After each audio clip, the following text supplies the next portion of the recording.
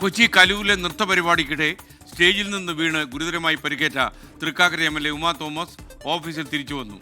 6 മാസ ചികിത്സയ്ക്ക് ശേഷം പാലാരിവട്ടത്തെ MLA ഓഫീസിൽ നിന്ന് തിരിച്ചെത്തിയ ഉമാ തോമസ് കോൺഗ്രസ് പ്രവർത്തകർ മധുരം നൽകി സ്വീകരിക്കുകയും ചെയ്തു.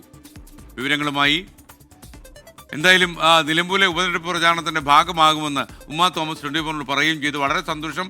Thank you Uma Thomas. കഴിഞ്ഞ ഡിസംബർ 29-നാണ് കലൂർ സ്റ്റേഡിയത്തിൽ വെച്ച് നടന്ന നൃത്തപരിപാടിക്കിടെ ഉമാ തോമസ് MLAക്ക് സ്റ്റേജിൽ നിന്ന് വീണ് പരിക്കേറ്റത്. 6 മാസം നീണ്ട വിദഗ്ധ ചികിത്സകൾക്ക് ശേഷം MLA വീണ്ടും പൊതുജീവിതത്തിൽ സജീവമാകുന്നതിന്റെ സന്തോഷത്തിലാണ് കോൺഗ്രസ് പ്രവർത്തകർ.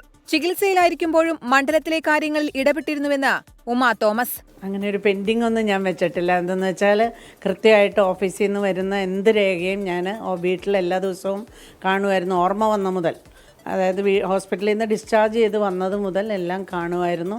അതുകൊണ്ട് അതിലൊരു പെൻഡിങ് ഒന്നും ആയിട്ട് ഞാനൊന്നും വെച്ചിട്ടില്ല. നിലമ്പൂർ ഉപതെരഞ്ഞെടുപ്പിൽ പ്രചാരണത്തിന് ഇറങ്ങുമെന്നും പ്രതികരണം. ആര്യാടൻ ഷൗക്കത്തിൻ്റെ വിജയത്തിന് വേണ്ടിയിട്ട് പ്രാർത്ഥിച്ചുകൊണ്ടിരിക്കുകയാണ്. നേരിട്ട് ചെല്ലാൻ പറ്റണം എന്നുള്ള ഒരു ആഗ്രഹമുണ്ട്. ഞാൻ ഏതെങ്കിലും രീതിയിൽ അവസാന ദിവസങ്ങളിലായിട്ടാണെങ്കിലും 1-2 ഹോൾട്ട് എടുത്തിട്ടാണെങ്കിലും നിലമ്പൂരെത്തും.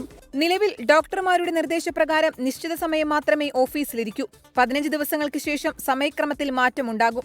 അതേസമയം ഗിന്നസ് റെക്കോർഡ് എന്ന പേരിൽ കലൂർ സ്റ്റേഡിയത്തിൽ പരിപാടി സംഘടിപ്പിച്ച മൃദംഗ വിഷ്ണു വീഴ്ചയുണ്ടായോ എന്നത് സംബന്ധിച്ച അന്വേഷണം പുരോഗമിക്കുകയാണ്.